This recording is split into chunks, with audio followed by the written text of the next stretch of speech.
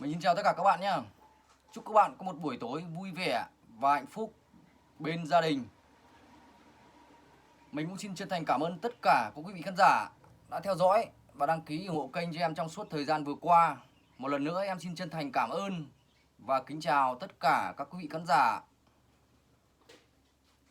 xem buổi live của Tuấn Trái. Và hôm nay là ngày 24 tháng 10 năm 2023.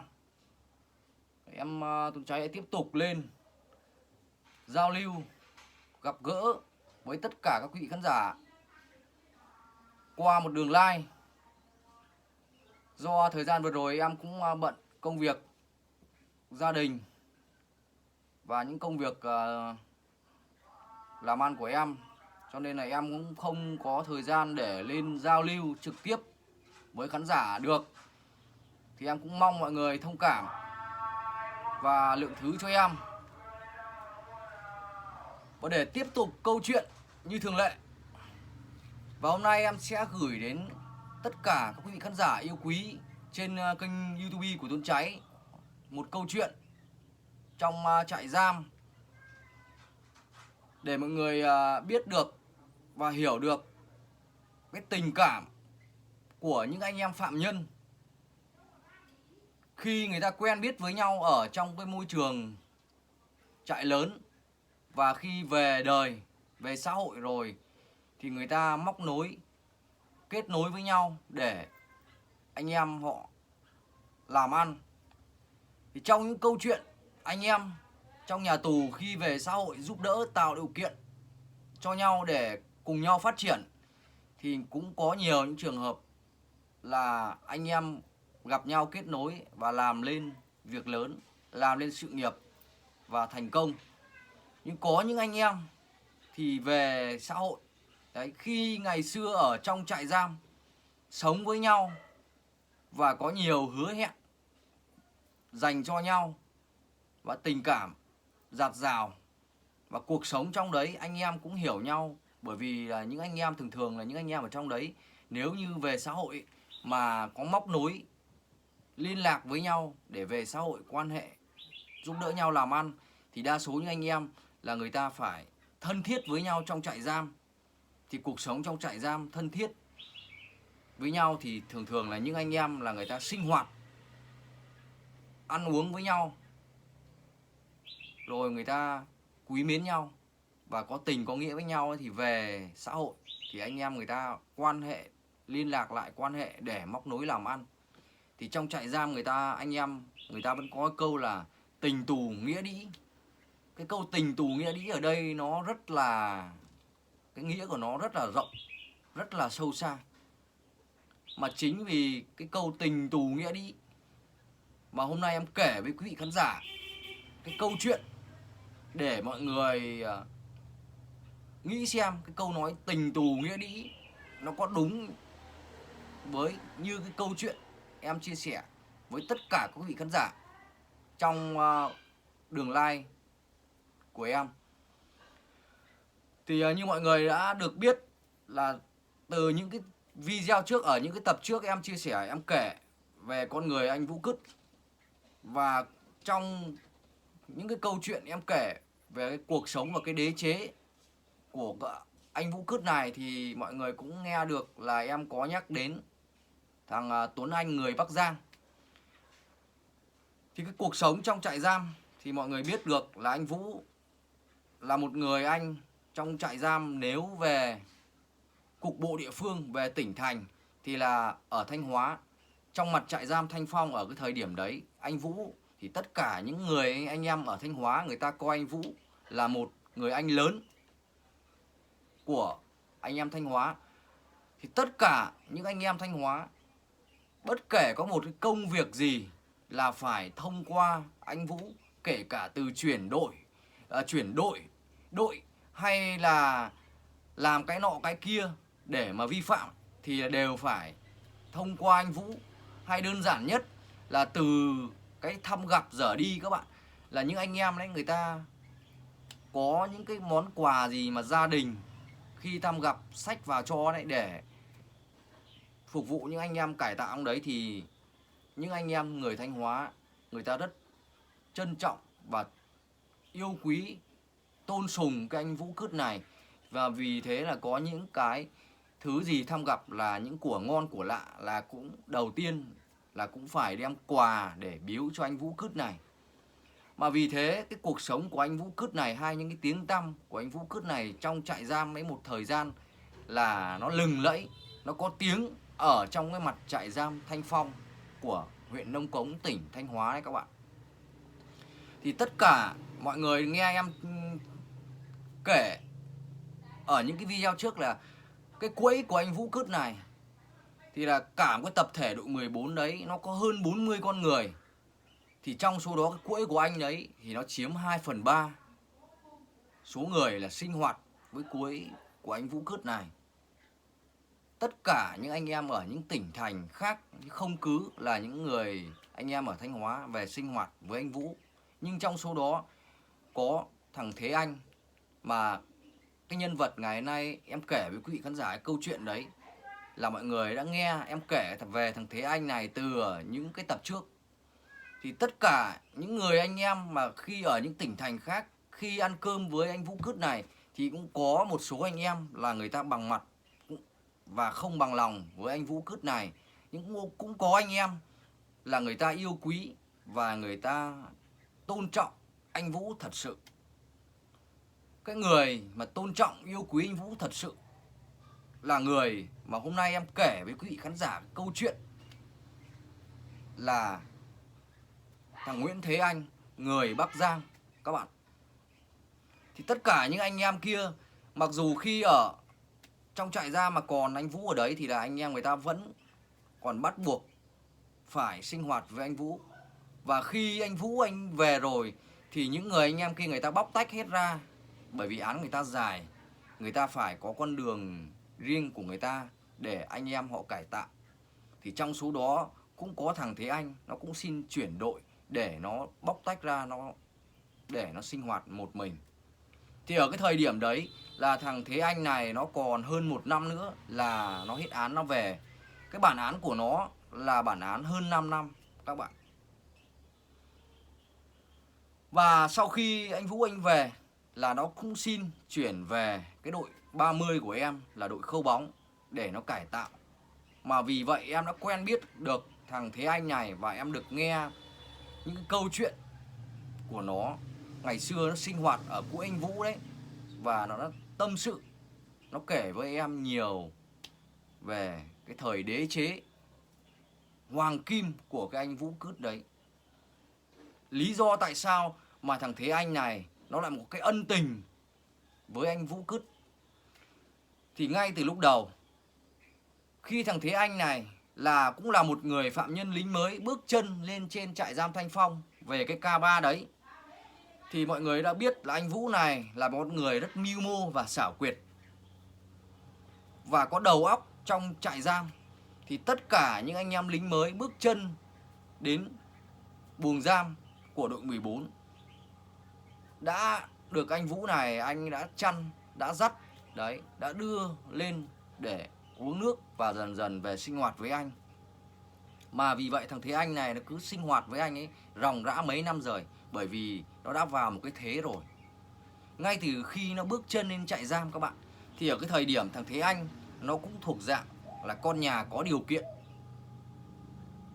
Mà khi bước chân lên trại lớn, vào cái thời điểm ở trại giam Thanh Phong, nó vẫn còn loạn lên về cái tệ nạn ma túy và điện thoại. Thì khi thằng Thế Anh mới bước chân lên trại lớn, nó cũng có găm cắm được vài ba triệu tiền mặt. Trong trại giam, vài ba triệu tiền mặt nó là cả một vấn đề, nó rất là lớn các bạn. Ở ngoài xã hội vài ba triệu thì cảm thấy nó cũng bình thường thôi, nó cũng không có gì gọi là ghê gớm lắm. Nhưng trong trại giam ấy, những anh em nào mà người ta có vài ba triệu tiền mặt rất là lớn. Mà vì vậy khi bước chân lên trại giam, trại lớn đấy, ở buồng giam mới, thằng Thế Anh này nó đã được anh Vũ giúp đỡ nó rất là nhiều việc. Cũng không phải là vì nó có tiền, mục đích cũng là đồng tiền thật, nhưng Con người thường thấy anh không hiểu nó suy nghĩ và nó tôn sùng cái anh Vũ này kiểu gì. Thì bước chân lên vùng mới nó đã móc nối quan hệ với anh Vũ đấy để mua bán những cái chất cấm kia để anh em sử dụng ở trong trại lớn. Khi bước chân đến đội 14 thì anh Vũ này anh cũng đón nó luôn. Và cái thời điểm khi nó đang chờ tàu đấy ở đội ở trong buồng mới để chờ phân đội, thì cái thời điểm đấy thằng Thế Anh này cũng có tí vi phạm và bị cán bộ người ta gọi ra cổng phủ làm việc, và anh Vũ anh đã cứu nó được khỏi cái kỷ luật. Và cuối cùng nó đã được anh Vũ này anh xin về đội 14 hay là cán bộ người ta phân về đấy thì cũng không hiểu được cái câu chuyện là nó được phân về đội đấy hay là anh Vũ anh xin nó về, thì em không được nắm rõ. Bởi vì cái câu chuyện của nó khi bước chân lên buồng mới đấy đã được anh Vũ này anh ấy giúp đỡ và cũng đã cứu nó được một lần khỏi phải đi cùm. Nhưng sau khi bước chân về đến buồng giam một thời gian đấy và nó đã về sinh hoạt với anh Vũ Cứt này. Cái cuộc sống của anh Vũ Cứt này thì mọi người biết rồi, cái cuộc sống nó không khác gì như ông Hoàng bà Chúa ở trong trại giam rồi. Và cứ như vậy các bạn, cuộc sống trôi đi và đến khi anh Vũ Cứt này anh hết án anh về, và thời gian thằng Thế Anh này nó chuyển sang đội em và anh em tâm sự chia sẻ với nhau, và cũng thời gian cũng trôi đi và nó cũng hết án. Thì thời điểm đấy là nó về trước em là hơn 1 năm các bạn. Thì bản án trước của em đi là 3 năm mà, thì nó đi về trước em cũng hơn 1 năm. Và cái cơ duyên khi em gần hết án các bạn, thì em lại có duyên lại gặp nó ở buồng mới của trại giam Thanh Phong. Cái chuyến lên này của nó, cái tăng án mới này của nó các bạn, là một cái nỗi buồn của nó chỉ vì tin bạn đấy các bạn mà đã phải trả giá cho cái bản án rất là dài. Trong nhà tù, tình tù nghĩa đĩ, người ta nói rất là chuẩn, rất là đúng. Từ những ngày xa xưa ấy, những ông cha mà đã từng đi trường đi trại mà người ta đã đúc kết, người ta đã nghĩ ra, nói ra, phát ngôn ra cái câu tình tù nghĩa đĩ đấy. Và đến bây giờ như bản thân em cũng vậy, em chiêm, em ngẫm nghĩ cũng là chuẩn. Suy từ cái câu chuyện của thằng Thế Anh và rất nhiều những câu chuyện khác các bạn, và ngẫm cái câu tình tù nghĩa đĩ nó là đúng. Và sau khi đấy ở trong trại giam giữa thằng Thế Anh và anh Vũ Cứt này có như anh em chú cháu sinh hoạt với nhau đấy, và khi trở về xã hội đấy, anh Vũ Cứt này anh có để lại số điện thoại của gia đình anh ấy để sau này thằng Thế Anh về và chú cháu anh em liên lạc với nhau để làm ăn. Thì trước kia ở trong trại giam thì cái hứa hẹn thề non hẹn biển với nhau giữa hai anh em chú cháu của chúng nó đấy như thế nào thì bản thân em cũng không được nắm rõ được, không hiểu tại sao thằng Thế Anh này nó cũng là một con người cũng trường trại 2-3 lần rồi. Thằng Thế Anh này nó sinh năm 1987, nó cũng bằng tuổi em các bạn. Nhưng ở cái thời điểm đấy nó đã sang tiền án thứ 3 rồi. Nếu như những người anh em mà tiền án thứ 3 là những người cũng phải thuộc dạng là đầu óc không phải đơn giản ở ngoài xã hội đâu. Nhưng khi về cái chuyện tình cảm, khi quý mến hoặc thần tượng một ai quá các bạn, chỉ là mình nghe qua thôi mà đã bị người ta dắt mũi. Thì sau khi cái thằng Thế Anh này sinh hoạt với ông Vũ này thì không biết là nghe anh Vũ này anh kể về những ngày tháng anh ở ngoài xã hội đấy, anh ấy làm cái gì về cái mảng đồ đạc kia thì không biết như thế nào mà nó cảm nhận được là con người anh ấy có tố chất đấy để làm những cái việc lớn đấy. Thì các bạn biết ở Bắc Giang, mảnh đất Bắc Giang là cái nôi của tất cả những cái dòng mafia rồi. thì cái cuộc sống ở ngoài xã hội và cuộc sống trong trại giam nó khác hoàn toàn. Cuộc sống trong trại giam thì tất cả những người anh em người ta phải dùng tất cả mọi mánh khóe, thủ đoạn, đấy, đầu óc để người ta duy trì tính toán, duy trì cuộc sống của người ta trong trại giam ấy. Cũng chỉ là vì qua ngày đoạn tháng thôi, để hết ngày mình trở về với xã hội. Còn về xã hội thì cái cuộc sống đồng tiền bát gạo nó khác hoàn toàn. Thì con người bao giờ nó cũng có nhiều cái thủ đoạn khác để anh em người ta làm ăn, để người ta kiếm cơm về cho gia đình. Nhưng có những anh em người ta sẵn sàng dẫm đạp, chà đạp lên thân xác của người khác, thậm chí là bán xương bán tủy của những anh em để người ta đổi lại cái cuộc sống cho gia đình người ta. Và sau khi thằng Thế Anh này hết án trở về, các bạn đã móc nối với anh Vũ Cứt này, liên lạc và trao đổi về cách thức, phương thức làm ăn.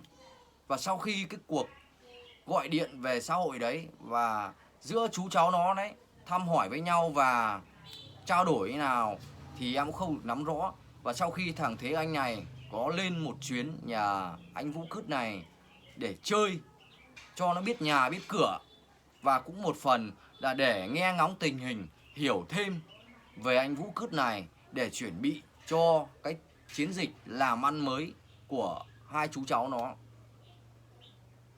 Thì những ngày tháng đấy, nó trở về nhà anh Vũ Cứt này, nó chơi và được anh Vũ Cứt này dẫn đi rong ruổi, chơi bời các chỗ nọ chỗ kia đấy.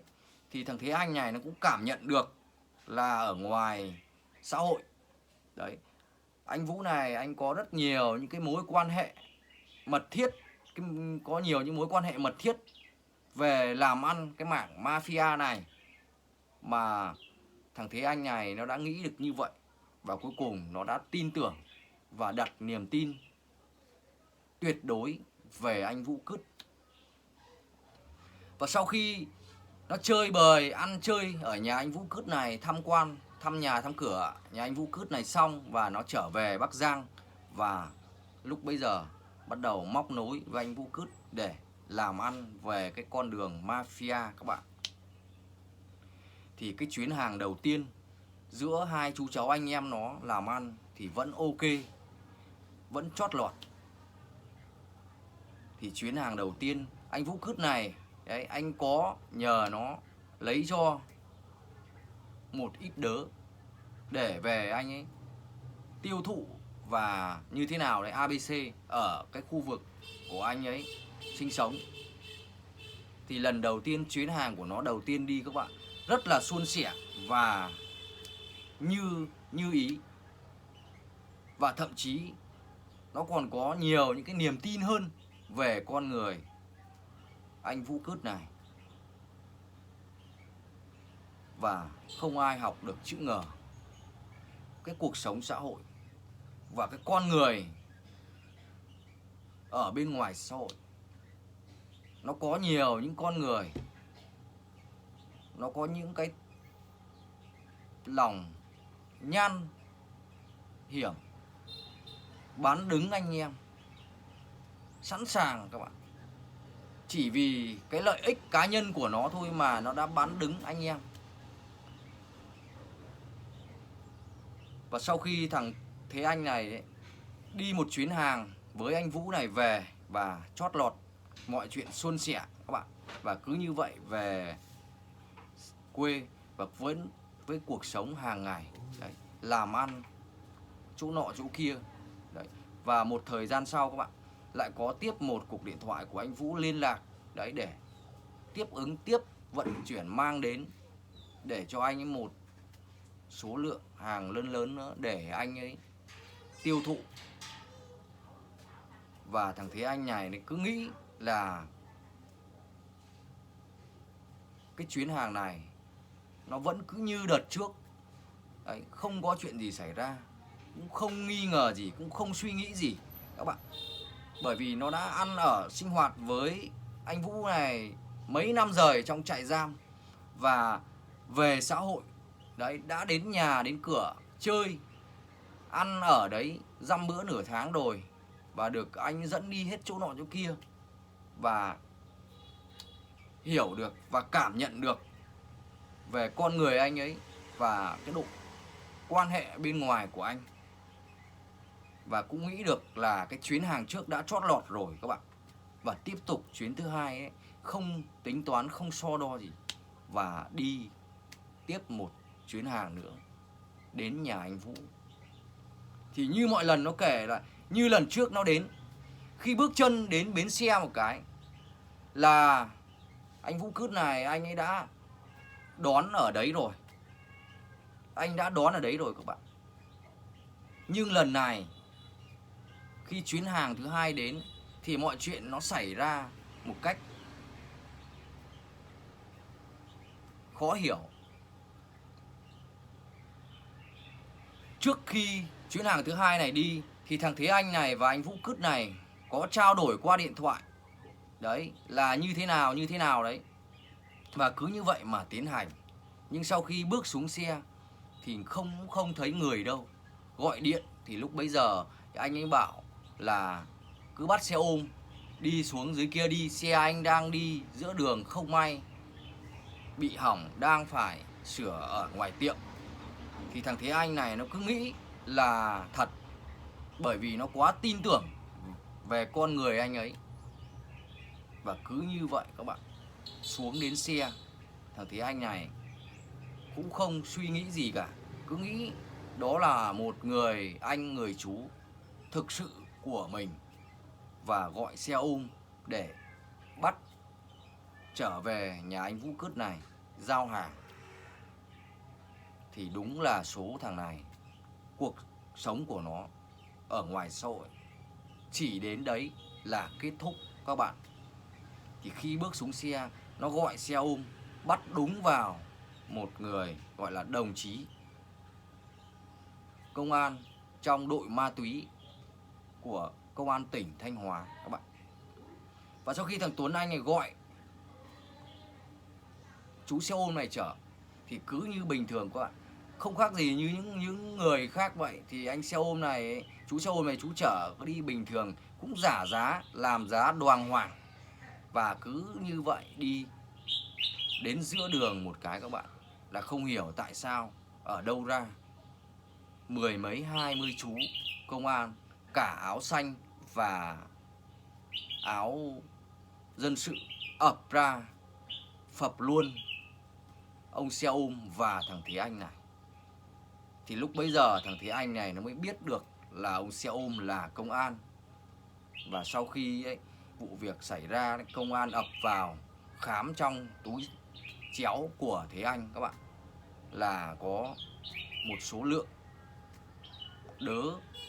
Và công an người ta đã lập biên bản và gọi những người dân xung quanh đấy ra làm chứng về cái sự việc ngày hôm đấy. Lúc bấy giờ thằng Thế Anh nó kể lại, lúc bấy giờ coi như là nó không thể nào tin nổi, không thể nào tưởng tượng nổi là cái câu chuyện nó lại xảy ra như vậy. Nó cứ nghĩ là nó đang làm mơ. Nó không hiểu nổi là con người ông Vũ Cứt này lại tráo trở như vậy, dẫm đạp lên những người anh em đấy, sống trong trại giam cùng với nhau, ăn uống sinh hoạt với nhau ròng rã mấy năm rời, và có nhiều những cái tình cảm, và có nhiều những cái kỷ niệm dành cho nhau đấy. Mà về xã hội nỡ lòng nào anh ấy lại bán đứng nó và hại nó như vậy.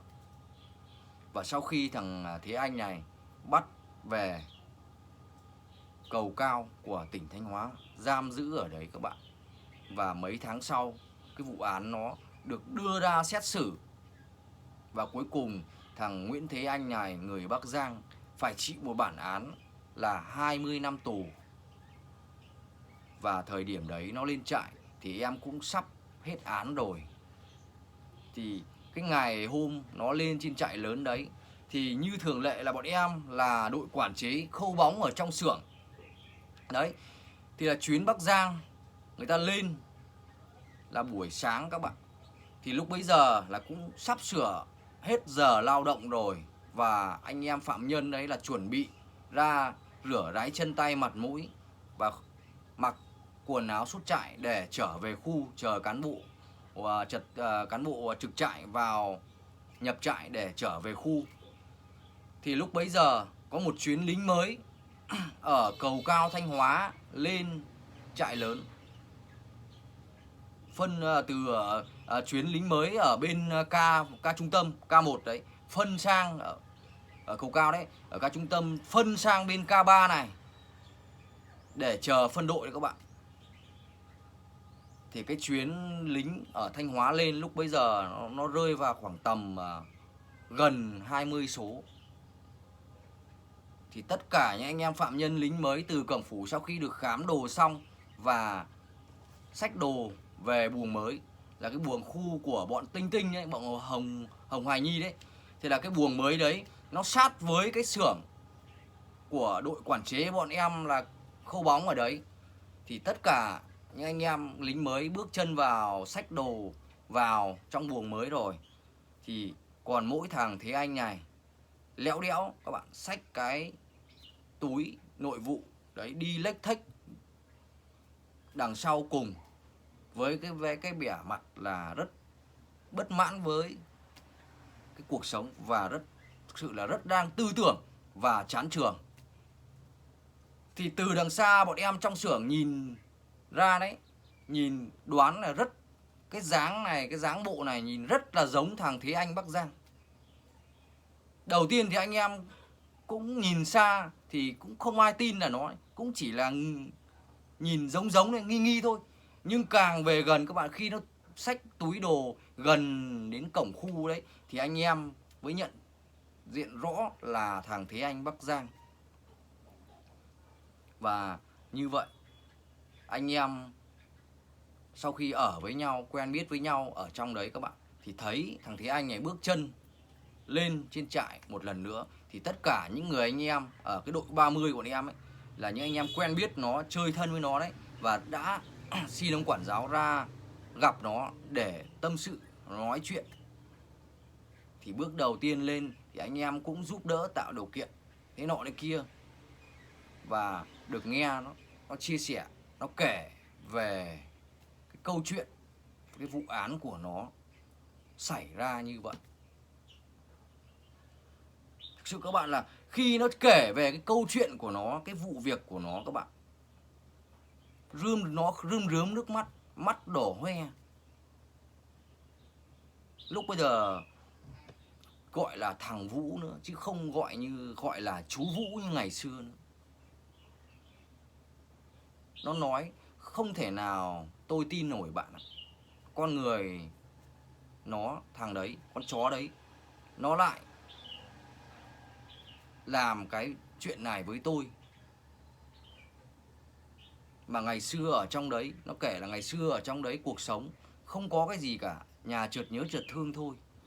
Gia đình tôi tháng nào cũng chu cấp cho tôi 4-5 triệu, nhiều thì 7-8 triệu để sinh hoạt ở trong đấy. Nó có cái gì đâu, anh em của chúng tôi bỏ ra để cải tạo và nuôi nó. Và tôi cũng quý mến và tôn trọng nó. Nghe nó kể ở ngoài xã hội nó làm về cái nọ cái kia, về mafia này, và có nhiều những cái mối quan hệ đấy, thì tôi cứ nghĩ là nó là một con người bộ đội thực sự đấy, và đã tin tưởng, đặt niềm tin tuyệt đối với nó. Và cũng về nhà nó chơi, quen biết những cái câu chuyện mà cái vụ việc, cái sự việc của nó. Thế với anh Vũ Cứt này em chia sẻ các bạn từ lúc đầu đấy, là đến nhà đến cửa chơi đấy, và cũng đặt niềm tin và cũng đi một chuyến đấy. Và đến chuyến thứ hai, Thế Anh nó kể trong nước mắt các bạn, coi như là cái thói hư tật xấu và cái cách sống của thằng Vũ Cứt như thế nào trong trại giam hay là về xã hội các bạn, là nó tâm sự chia sẻ kể hết với tất cả những anh em. Và lúc bấy giờ tất cả những anh em phạm nhân trong cái phân trại số 3 đấy Đặc biệt là những anh em Thanh Hóa, những người gọi là ông tướng dở ông tướng, ông tượng dở ông tượng, gọi là theo voi ăn bã mía với anh Vũ ở cái thời điểm anh Vũ Cứt này anh ở đấy đấy, khệnh khoạng rồi giá cả thế nọ thế kia đấy. Và cũng có ý định là sau này hết án trở về móc nối với anh Vũ để làm ăn đấy. Nghe được cái câu chuyện thằng Thế Anh nó kể các bạn, tất cả những con vợ kia chán hẳn và đổi giọng hẳn, không gọi là đại ca nữa. Mặc dù anh Vũ Cứt này anh về xã hội rồi, hết án về rồi đấy, nhưng những anh em ở trong đấy, những người anh em Thanh Hóa trong đấy, vẫn gọi là đại ca. Đấy, về rồi đại ca, vẫn gọi là đại ca đấy. Về rồi lên nhà đại ca chơi, rồi làm cái nọ cái kia. Thỉnh thoảng có những người anh em các bạn còn mượn điện thoại của dân đấy, những người mà người ta vào trại, người ta kiểm hàng đấy, bọn xã hội trong công ty may các bạn, nó vào nó kiểm hàng với nhận hàng đấy, hoặc lái xe đấy, còn mượn điện thoại của những người dân đấy gọi về cho anh Vũ. Và sau khi cái câu chuyện nó xảy ra như vậy thì các con vợ nghe thấy chán hẳn, và từ đấy trở đi là cái từ đại ca và cái từ anh Vũ nó chuyển thành thằng hết. Tất cả những anh em phạm nhân trong cái ca bá đấy là những người anh em Thanh Hóa, người ta quay lưng hết lại và người ta không bao giờ người ta nói về anh Vũ Cứt này nữa. Ngày xưa anh ấy còn ở đấy hay là mới về các bạn, thì anh em người ta bảo là người đi tiếng ở mà, thì là anh em người ta vẫn còn tôn sùng và còn thần tượng, còn nhắc đến, rồi còn nhiều cái suy nghĩ mà giữa cái cuộc trò chuyện hay là hứa hẹn với anh em ở trong trại đấy, thì người ta còn bàn tán, còn chuyện trò. Nhưng sau khi vậy các bạn, các con vợ chán hết và cuối cùng quay xe đến cả bản thân, đến những ông giáo ở trong cái phân trại số 3 đấy. Khi người ta nghe cái câu chuyện đấy, người ta còn phát biểu một câu là thằng tồi, thằng xấu tính, rồi thế nọ thế kia. Còn có nhiều những ông giáo người ta ăn nói vô tư đấy các bạn, người ta còn nói những câu tục tĩu hơn về con người anh Vũ Cứt này. Và sau khi thằng Thế Anh này nó bước chân đến K3 của trại giam Thanh Phong đấy, và lần này cái bản án nó là 20 năm và tiền án cũng nhiều rồi, và cán bộ trong phân trại số 3 đấy thì người ta cũng biết về thằng Thế Anh này như thế nào rồi, và cái tư tưởng và cái suy nghĩ của nó như thế nào. Và cán bộ người ta đã phân về đội quản chế, lại tiếp tục về đội 30 của ông Sơn để ngồi ngựa khâu bóng, lại quay trở lại như những cái tăng trước đấy, lại tiếp tục đua ngựa khâu bóng hàng ngày với anh em phạm nhân. Và cái câu chuyện ngày hôm nay đấy, em kể với quý vị khán giả để mọi người hiểu được và biết được những cái câu chuyện tình cảm thân thiết của những người anh em phạm nhân trong trại giam khi về xã hội người ta như thế nào đấy, thì mọi người hiểu được cái câu chuyện về anh Vũ Cứt này. Trong trại giam, cái câu chuyện mà anh em về xã hội hứa hẹn giúp đỡ nhau, hợp tác làm ăn ấy, thì có rất là nhiều. Có nhiều những anh em ấy, người ta về người ta hợp tác làm ăn rất là ok, rất là thành công. Nhưng có những người ấy, làm ăn thì rất là lụi bại. Có những người về gặp nhau rồi tụ tập chơi bời thế nọ đây kia các bạn, rồi lại dính tiếp trường, dính chặn. Vậy trong nhà tù ấy, từ rất là xa xưa rồi, những anh em người ta đã ngẫm nghĩ và người ta đã phát ngôn ra cái câu là tình tù nghĩa đĩ, thì mọi người hiểu được cái cuộc sống trong nhà tù nó rất là dã man, nó rất là thâm độc. Và câu chuyện ngày nay em kể với mọi người trên cái đường live này để tất cả quý vị khán giả hiểu được và rút được cái kinh nghiệm trong cuộc sống để khỏi trượt chân vào con đường tội lỗi. Hoặc là có những quý vị khán giả nào mà có những người thân của mình ấy, mà không may trượt chân vào trong trại giam, lại khi trở về xã hội mà muốn móc nối với những người bạn tù để mà làm ăn, thì mọi người cũng phải nên tham gia góp ý với những người thân của mình để khỏi dính vào những cái cạm bẫy của chúng nó. Bởi vì những anh em ấy mà người ta khi người ta qua trường ca trại rồi, người ta về xã hội các bạn, thì cái thủ đoạn mánh khóe các bạn, lưu manh của họ ấy, chắc chắn là phải hơn những người mà chưa va vấp trường trại bao giờ cả. Và câu chuyện em kể để mọi người hiểu được là như thế, để đúc kết ra và rút kinh nghiệm trong cuộc sống hàng ngày của mình. Và một lần nữa, câu chuyện của em đến đây là kết thúc.